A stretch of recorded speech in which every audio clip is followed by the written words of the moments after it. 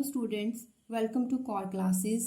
Student, आज हम इस वीडियो में CHE04 unit number 1 units and dimension start कर रहे हैं। सबसे पहले इसको स्टार्ट करेंगे विद इंट्रोडक्शन। स्टूडेंट्स, ये जो मैंने नोट्स बनाए हैं, ये नोट्स आपके लिए मोर देन सफिशिएंट है। आप इससे आपको हेल्प मिल सकती है, आप इससे इजीली नोट्स बना सकते हैं और मैंने जितना इजी वे से हो सके इसको बनाया है। तो स्टार्ट करते हैं फ्रॉम इंट्रोडक्शन। इस यूनिट में हम क्या पढ़ेंगे? सबसे पहले, जैसे कि इसका नाम डिनोट कर रहा है, units and dimensions. Various parameters are there in physical chemistry. इतने पैरामीटर्स हैं, उन सब पैरामीटर्स को डिफाइन करने के लिए यूनिट्स बनाई गई हैं। इसमें कुछ प्राइमरी यूनिट्स हैं और कुछ सेकेंडरी यूनिट्स हैं। तो इनको यूनिट्स को डिफाइन करने के लिए SI यूनिट्स यूज़ करी जाती हैं।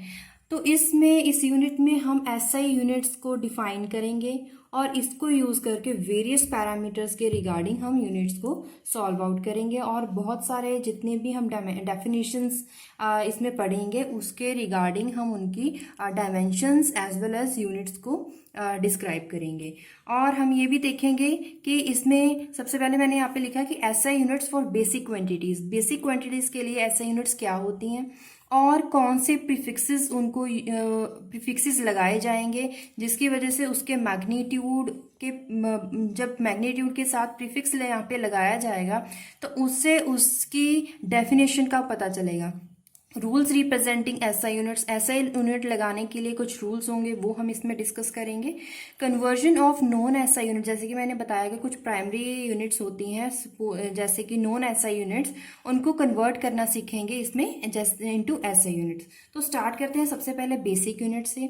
बेसिक यूनिट में कुछ फिजिकल क्वांटिटीज़ होती हैं, उनके हम देखेंगे कि नाम क्या है उनका और उसकी SI यूनिट क्या है। सबसे पहले basic unit is length. Length जो होती है उसको हम मीटर में उसकी डायमेंशन मीटर में होती है। मीटर में है तो उसकी SI यूनिट हम क्या लिखेंगे? Small m। This is the unit for length. Mass, it is इसको हम किसमें मेजर करते हैं? It is measured in kilogram, so it is written by kg। Time is measured in second and it is written as small s in SI unit. Electric current is ampere and symbol is capital A. Temperature measured in Kelvin and SI unit is capital K. Luminous intensity is candela. It is written by CD. Amount of substance, it is measured in mole and it is written as MOL in small letters, mole. हमने अभी देखा कि कुछ basic units है जो आप next chapters में use करोगे। तो उसके बाद है कुछ डिराइव्ड यूनिट। डिराइव्ड यूनिट का मतलब है कि कुछ बेसिक यूनिट्स को यूज़ करके कुछ फॉर्मूलाज बनाए गए हैं। उन फॉर्मूलाज में जो भी उसमें डायमेंशंस यूज़ होंगी उन क्वांटिटीज़ की हम SI यूनिट निकालेंगे। जैसे कि सबसे पहले है एरिया। एरिया का formula length into other length. होता क्या फॉर्मूला? Length into breadth. अगर हम लेंथ में देखें, एक length multiply by second length. It is measured in metre, other length is also measured in metre. It is metre into metre is metre square. इसका मतलब है एरिया के लिए जो SI यूनिट होती है वो मीटर स्क्वायर होती है। For volume is similarly it is taken as length into length into length, so it is 3 times meter, so it is equal to meter cube. ये होती है SI unit for volume. Next is density. Density का formula mass पर unit volume. मास को हम किस में major करेंगे? किलोग्राम। दिस इज वॉल्यूम, न्नीचे लिख दिया मीटर क्यूब। अभी इसको हम ऐसे ही नहीं लिख सकते, तो इसको लिखने का तरीका क्या है? किलोग्राम। ये जो पावर है अगर न्यूमरेटर में जाएगी तो नेगेटिव हो जाएगी, इसमें लिख दिया किलोग्राम पर मीटर क्यूब। इसको बोलेंगे क्या? किलोग्राम पर का मतलब है negative sign, kilogram per metre cube. और अगर नेगेटिव साइन नहीं है तो हम क्या यूज कर सकते हैं? Kilogram slash metre cube. इसका जो सिग्निफिकेंस है मैं आगे आपको बताऊंगी। Velocity, it is has formula displacement divided by time. So displacement is in meter, time is in second, so it is written as meter per second. Acceleration is equal to change in velocity with respect to time. So change in velocity has formula meter per second. We have written meter per second divided by time is in second. तो second ये अगर नीचे आएगा तो second to second second square, it is equal to metre पर second square. Next is molar mass. Molar mass has formula mass divided by amount of substance. Mass जितना question में given होता है into divided by amount of substance. So mass is written as kilogram, amount is written in mole, so it has formula for it has SI unit is kilogram per mole. Next unit is force. Force is equals to mass into acceleration, kilogram into acceleration हमने solve किया है metre पर second square. वही value हम यहाँ पे SI unit यहाँ पे डाल रहे हैं, तो इसको सॉल्व कैसे करेंगे, किलोग्राम मीटर पर सेकेंड स्क्वायर. इसको लिखने के लिए ऐसे क्योंकि ये डेराइव्ड यूनिट है तो इसको ये थोड़ा लेंदी ना हो जाए, इसलिए इसको शॉर्ट करने के लिए ये बनाया गया न्यूटन. क्योंकि जो फोर्स थी और जो मोशन है इट इज ये न्यूटन के द्वारा इन्वेंट की गई थी, तो इसकी वजह से capital N for newton, it is called as newton and written in capital form capital N. Pressure it has formula force upon area. Force के लिए जो यूनिट है वो हमने देखी यहाँ पे यूनिट न्यूटन, वो हमने यहाँ पे लिखी divided by area. Area has unit metre square, it is equals to newton per metre square, और it is written as PA capital P small a. It is called as pascal. Next is energy और work. Energy और work it is equal to force into distance. Force के लिए unit क्या है, Newton, and distance के लिए metre, it is equal to newton metre, और J capital J it is called joule capital J, और it can written also as pascal metre cube, क्योंकि pascal किसकी यूनिट है यहाँ पे, pressure into metre cube into volume. और it is also written as, अगर हम इसकी यूनिट को और डिस्क्राइब करें, किलोग्राम मीटर स्क्वायर पर सेकेंड स्क्वायर. लेकिन हम जनरली इसको जो लिखते हैं इनकी SI यूनिट जो इनके सिंबल्स हैं उनके साथ ही लिखेंगे, जैसे कि Newton for force and for pressure it is pascal, for energy it is joule. Electric charge is equals to current into time. Current is measured in amperes, time is in seconds, it is ampere second, or capital C, it is called coulomb. Electric potential difference, it is equals to electrical energy divided by electrical charge. We have studied that electrical energy has SI unit joule and electric charge has coulomb. So it is written as joule per coulomb, or capital V. It is known as volt, capital V. Next is electric resistance. It is equal to potential difference divided by electric current. Electric potential difference हमने अभी किया, उसकी unit क्या है, volt. Electric current के लिए क्या है, एम्पियर.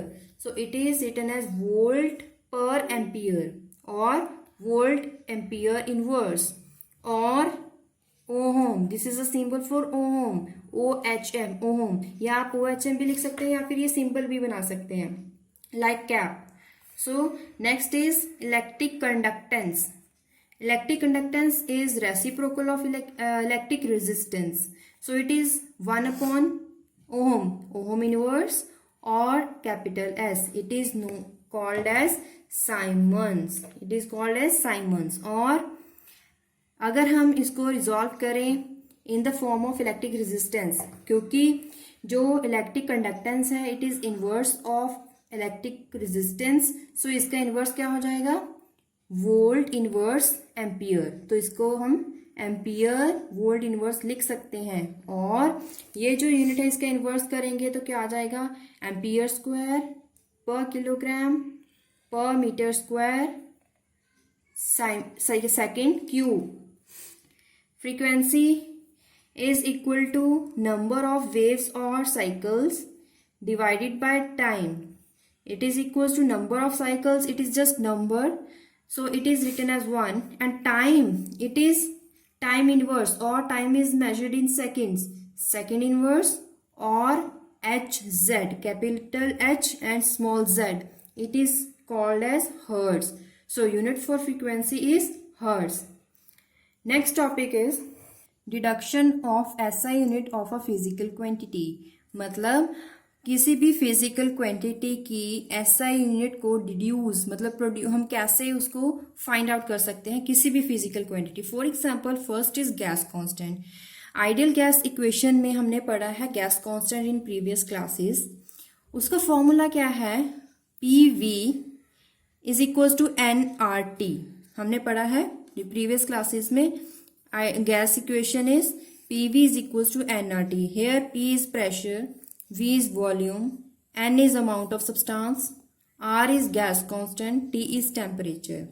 इन सब की हमने SI यूनिट फाइंड कर चुके हैं, लेकिन यहाँ पे गैस कांस्टेंट की यूनिट फाइंड नहीं की. तो इसमें इस फॉर्मूला में unit for gas constant find करेंगे. गैस कांस्टेंट को अगर मुझे फाइंड करना हो तो मुझे ये जो पैरामीटर्स है इनको लेफ्ट साइड लेके आऊंगी तो क्या आएगा? Pressure into volume as it is, ये आ जाएगा न्यूमरेटर में, डिनोमिनेटर में, और amount of substance is also comes in denominator. R gas constant is written as R is equal to pressure into volume, amount of substance into temperature. So dimensions अगर यहाँ पे units लिखनी हो, units क्या लिखेंगे? Pressure के लिए unit क्या है? किलोग्राम पर मीटर पर सेकेंड स्क्वायर. आप अभी जो हमने डिस्कस किया वहां से आप नोट कर सकते हैं, ये है unit for pressure. And volume के लिए है metre cube. Amount of substance के लिए है mole. And for temperature it is kelvin. अगर हम इसको सॉल्व करेंगे, यहाँ पे देखिए सेम बेस किसका है? मीटर. -1 + 3 is equal to 2. तो यहाँ पे kilogram as it is, metre square s second per second square is as it is, divided by mole kelvin. लेकिन इस यूनिट में देखिए, अगर ये जो यूनिट है किलोग्राम मीटर स्क्वायर पर second square, it is known as joule, capital J. तो हम यहाँ पे सब्स्टिट्यूट कर सकते हैं J upon mole kelvin as it is. तो इसकी यूनिट क्या हो गई? जे per mole per kelvin. Means unit for gas constant is joule per mole per kelvin. Next यहाँ पे आपकी बुक में क्वेश्चन है, derive equation and unit for root mean square velocity of a gas using the following equation. Root mean square velocity, it is given by formula, it is given in the question 3 into gas constant into temperature divided by molar mass square root. अगर इसमें जो molar mass है उसकी dimension क्या है? mn inverse. सो हमने क्या करा, जो ये फॉर्मूला था इसमें सबकी यूनिट डालेंगे. गैस कांस्टेंट की यूनिट डाल दी, temperature is in kelvin, molar mass जो हमें दिया गया है वो हमने लिख दिया. इसमें कुछ टर्म कैंसल आउट हो रही हैं, जैसे यहाँ पे केल्विन अगर बेस देखें तो इसकी पावर 0 हो रही है, तो ये तो कैंसल आउट हो गया. Anything has power 0 is equal to 1. तो यहाँ पे मीटर क्यूब मीटर के साथ कैंसल आउट हो रहा है, and N inverse is cancel out with N inverse. तो हमारे पास क्या बचा? मीटर स्क्वायर पर सेकेंड स्क्वायर अंडर रूट. इसका रूट हटाएंगे तो क्या आएगा? मीटर पर सेकेंड. इसका मतलब है रूट मीन स्क्वायर के लिए जो एसआई यूनिट है वो क्या है? मीटर पर second. Next question is find equation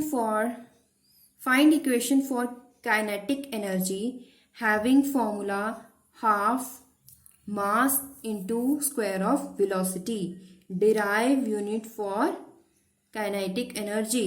Kinetic energy has formula which has half is written as it is, mass having SI unit kilogram, velocity has unit meter per second.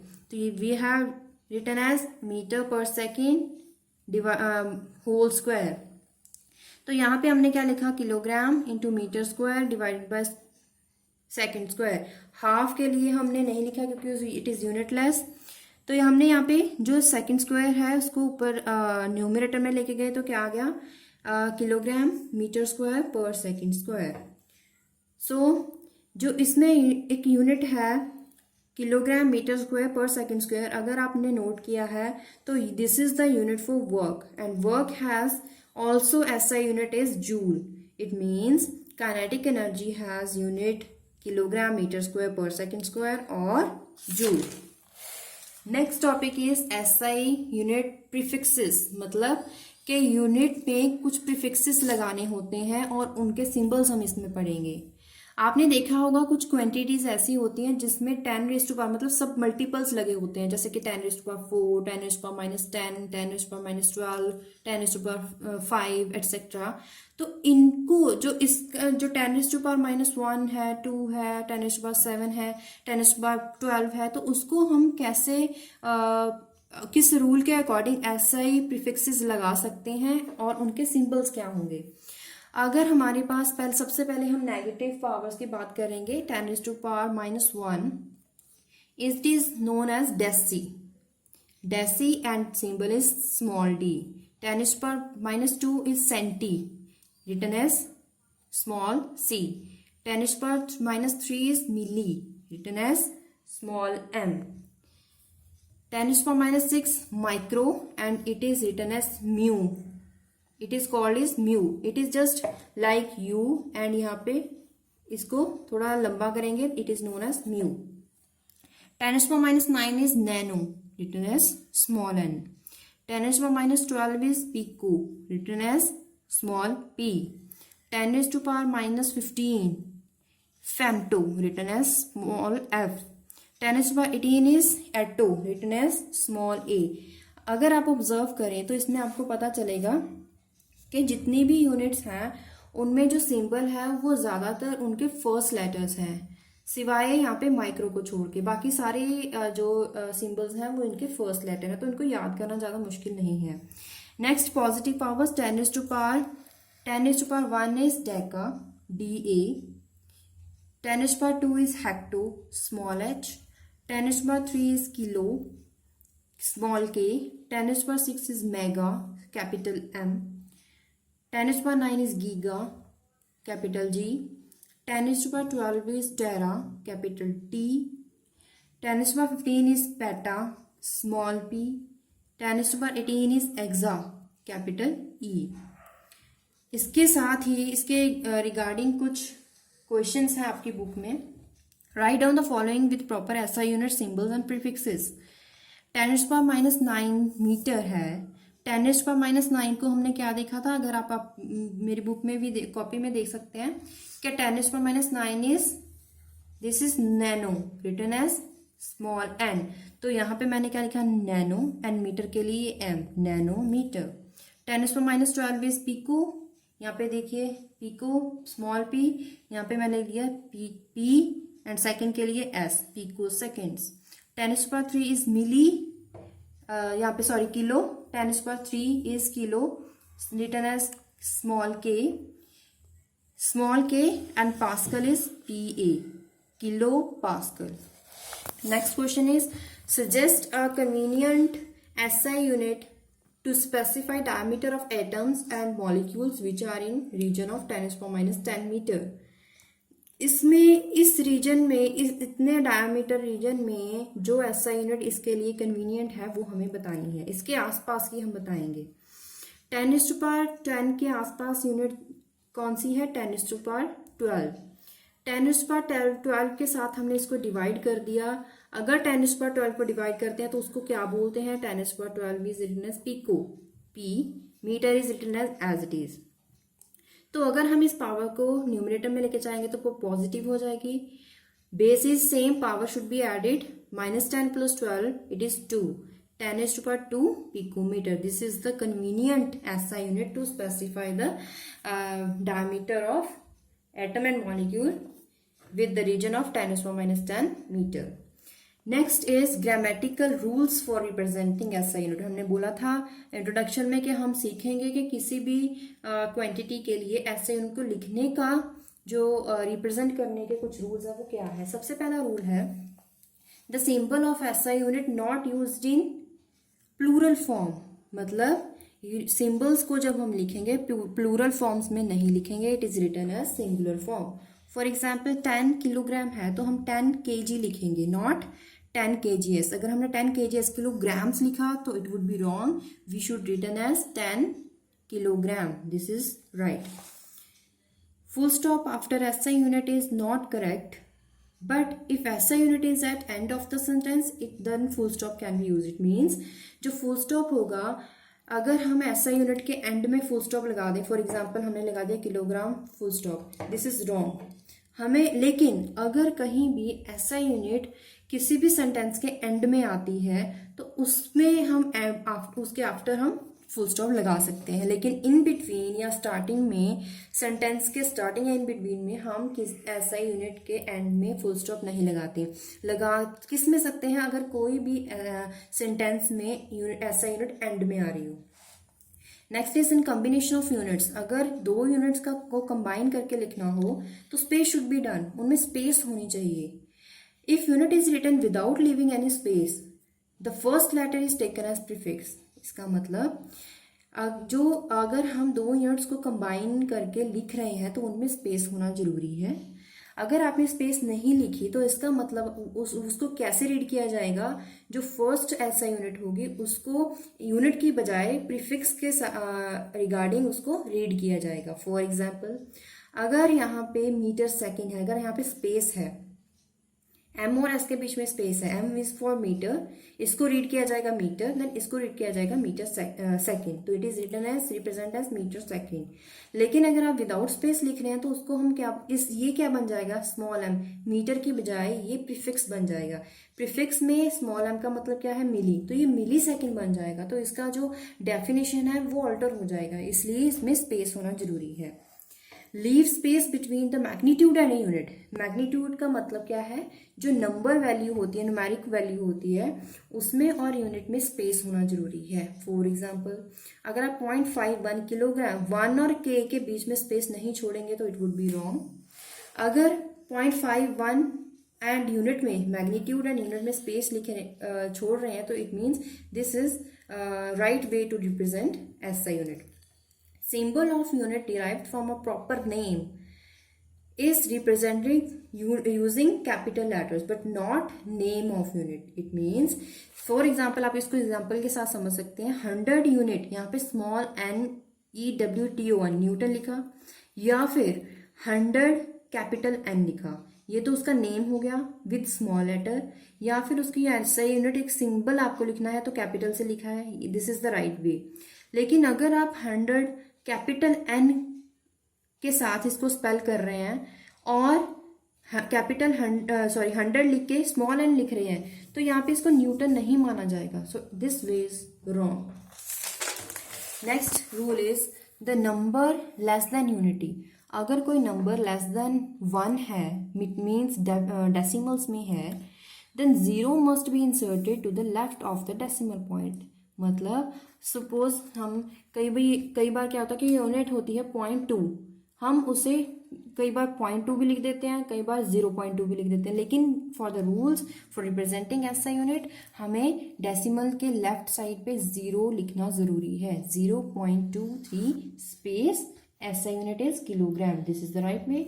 अगर हम यहाँ पे 0.23 लिख रहे हैं, this is the wrong. For large numbers more than 5 figure, अगर किसी numeric value में 5 फिगर से ज़्यादा नंबर है, then after every 3 digit space should be done. मतलब space after every 3 digit must be left blank.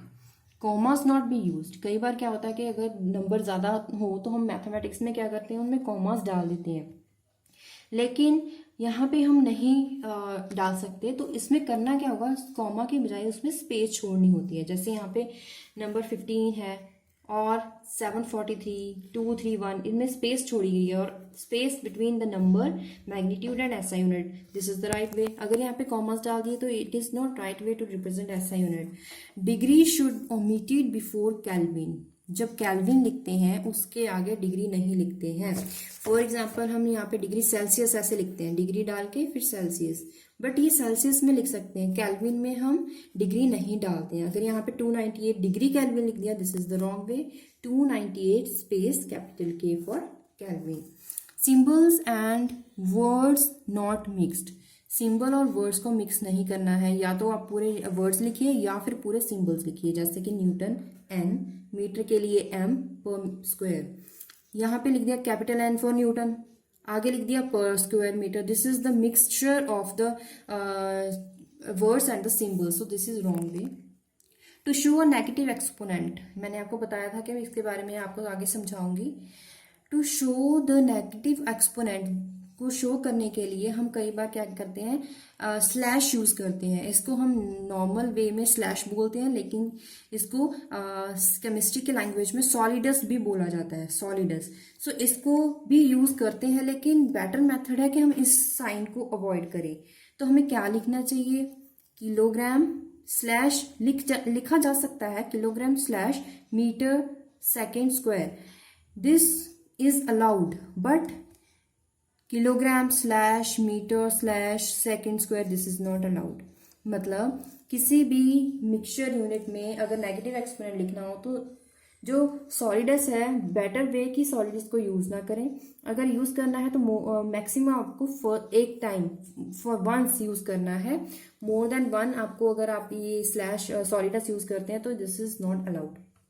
हमने अभी पढ़ा कि 10 जो रूल थे हमने पढ़े हैं, इसको आप रिवाइज कर सकते हैं। आपको पेपर में नहीं आने वाला, लेकिन आपको जब आप नेक्स्ट चैप्टर करोगे, न्यूमेरिकल्स करोगे, उसमें सब में ये पूछा जाएगा और उसमें क्या होगा कि आपको बेटर वे आएगा कि कैसे हम एसआई यूनिट और मैग्नीट्यूड को भी न्यूमेरिकल वैल्यू और एसआई यूनिट को कैसे रिप्रेजेंट करेंगे। Conversion of non SI unit to SI unit, this is the last topic कि हम एस नॉन एसआई यूनिट को एसआई यूनिट में कैसे कन्वर्ट कर सकते हैं। इसके लिए एक मेथड लिया गया था, unit factor method. This method is known as unit factor method. इसमें क्या है, एक इम्पॉर्टेंट प्रैक्टिकल है जिसमें हम प्रेशर की यूनिट को लेके चलते हैं in the atmosphere. It is written as ATM for atmosphere.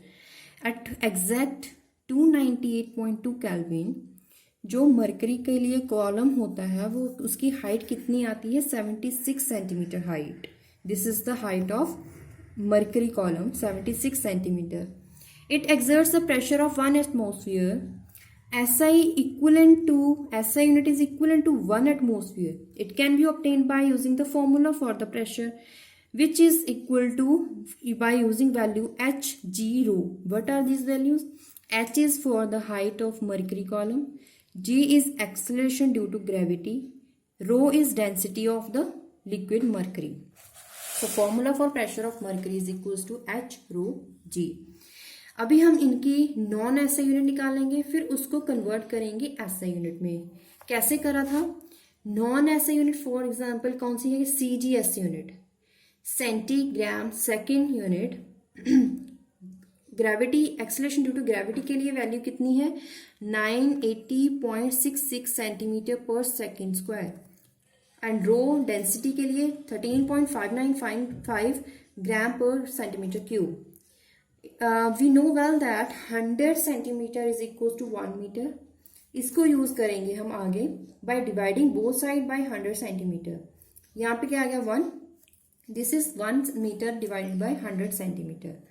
अगर इस वैल्यू को देखें, this is the unit value, unit factor is equal to, यहाँ से इस प्रैक्टिकल से ये फॉर्मूला बना, unit factor is equal to SI unit, this is SI unit, SI unit of any physical quantity divided by equivalent amount of physical quantity in non-SI unit, क्योंकि जो centimetre है this is non SI unit. तो इसका formula क्या है, unit factor is equal to SI unit of any physical quantity divided by amount of physical quantity in non SI unit. अभी हम जितनी भी टर्म्स हमने यूज करी है प्रेशर के लिए, H रो G, सब में हम नॉन SI यूनिट को SI यूनिट में चेंज करेंगे। यहाँ पे हाइट है 76 centimetre, this is non SI unit. अगर इसको SI यूनिट में चेंज करना है तो हम क्या करेंगे, 76 सेंटीमीटर जो यूनिट है into SI unit divided by equivalent amount. Equivalent amount का मतलब क्या है, सेंटीमीटर है तो सेंटीमीटर की यूनिट हम यूज करेंगे, but in non SI system. Centimetre means यहाँ पे 100 सेंटीमीटर, 1 मीटर में 100 सेंटीमीटर, तो यहाँ पे डिवाइड कर दिया 100 सेंटीमीटर के साथ। जो इसका आंसर आएगा वो कितना आएगा, centimetre divided 76 divided by 100, it is 0.76 metre. तो ये this is the method and formula for a unit factor to convert SI unit from non-SI units. Next physical quantity is acceleration due to gravity, 980.66 centimeter per second square. It is written as non-SI unit multiplied by SI unit 1 meter per second square divided by equivalent quantity, equivalent physical quantity of non-SI unit. So it is written as 100 centimeter per second square is written as it is. So इसको जब solve करेंगे हमारे पास जो answer आएगा it is in the SI unit. Rho is the density, density की value हमने लिख ली है, लेकिन यहाँ पे देखिए ग्राम एंड सेंटीमीटर क्यूब है, तो इसमें हम क्या करेंगे, यूज करेंगे सबसे पहले 10⁻³ gram is equal to 1 kilogram, मतलब 1 किलोग्राम में 1000 ग्राम होते हैं, तो 10⁻³ gram is equal to 1 kilogram and 1 metre is equal to 100 centimetre. अगर यहाँ पे क्यूब करेंगे बोथ साइड्स तो यहाँ पे 100 का भी क्यूब आएगा, तो इसका क्या आ जाएगा 10⁻6 सेंटीमीटर। तो यह क्यूब यहाँ पे मैंने लिख दिया 10⁻6 centimetre cube is equal to 1 metre cube. अब यही वैल्यू हम कैसे चेंज करेंगे, 1 किलोग्राम इसको डिवाइड करेंगे ग्राम के साथ, 10⁻³ gram divided by 1 metre cube is divided by 10⁻6 centimetre cube.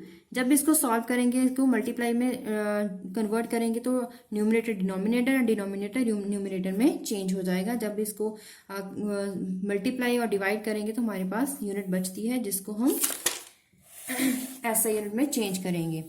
तो हमने क्या लिखा है यहाँ पे, non SI unit multiply by SI unit divided by equivalent quantity 1 gram centimetre cube. जब हमने जो भी इसको सॉल्व करेंगे, इसको जो वैल्यू इसकी आ रही है it is written in kilogram per metre cube. इसमें अगर हमने भी क्या करा, तीनों physical quantities H, rho and g तीनों हमने एसआई यूनिट में चेंज करी। हमें सॉल्व क्या करना था, प्रेशर इन एसआई यूनिट। तो प्रेशर में हम सभी क्वांटिटी जो हमने अभी सॉल्व करी हैं वो हमें इसमें सब्स्टिट्यूट करेंगे। सभी क्वांटिटीज को मल्टीप्लाई करने के बाद जो आंसर आएगा उसके बाद हम यूनिट लिखेंगे किलोग्राम, मीटर पावर 1 2 एंड यहाँ पे 2 पावर है, यहाँ पे -3, 2 - 3 -1, तो पर मीटर आ गया। Per second square is written as it is. So यहाँ पे जो kilogram per metre second square की वैल्यू है वो किसकी एसआई यूनिट है, पास्कल में लिखी जाती है। मतलब इसको दो तरीके से लिखा जाता है, इस यूनिट को पास्कल भी बोलते हैं, तो मैंने इसको शॉर्ट फॉर्म करने के लिए पास्कल लिख दिया। क्वेश्चन है आपकी बुक में, the value of gas constant is expressed in 1.987 kelvin per mole per kelvin, obtained in this value in SI units. कौन सी unit, joule per mole per kelvin. इसमें 1 कैलोरी के लिए वैल्यू दी गई है 4.184 जूल। गैस कांस्टेंट की value कैसे find out करेंगे, वही यूनिट फैक्टर हम यूज करेंगे। कौन सा है, unit factor multiply by value of R in non SI unit. Non SI unit लिख दी। यूनिट फैक्टर क्या होता है, सबसे पहले क्या लिखेंगे यहाँ पे, यूनिट फैक्टर में non SI unit multiply by SI unit divided by equivalent quantity in non SI unit.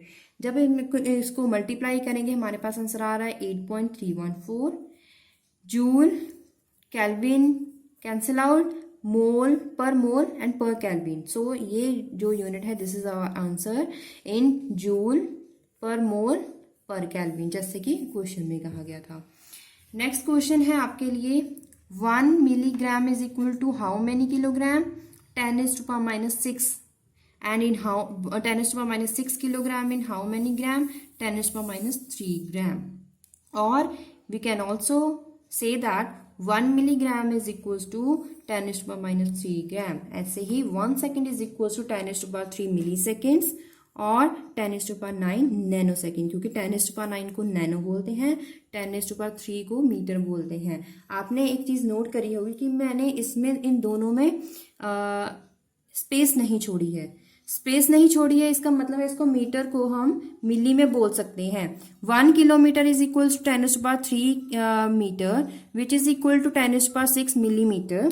यहाँ पे भी मैंने मिली एम और एम में हमने स्पेस नहीं छोड़ी है। इसका मतलब जो फर्स्ट लेटर है it is consider as prefix for SI unit. तो हमने यहाँ पे क्या लिख दिया, this is SI prefix millimetre. अगर हम इसमें स्पेस छोड़ देते तो ये मीटर बन जाता। इसलिए हमें क्या पूछा गया था कि स्पेस थी कि यहाँ पे हमें एसआई प्रीफिक्सेस को यूज करना था। तो इसी के साथ हमने यूनिट 1 यूनिट्स एंड डायमेंशंस को कंप्लीट कर लिया है। अगर आपको इस यूनिट के रिगार्डिंग कुछ क्वेरीज है तो आप कमेंट बॉक्स में पूछ सकते हैं। अगर आपके लिए वीडियो थोड़ी सी भी हेल्पफुल है तो प्लीज़ इस चैनल को सब्सक्राइब करें, लाइक करें, अपने क्लासमेट्स के साथ शेयर करें। Keep watching this channel. Thank you.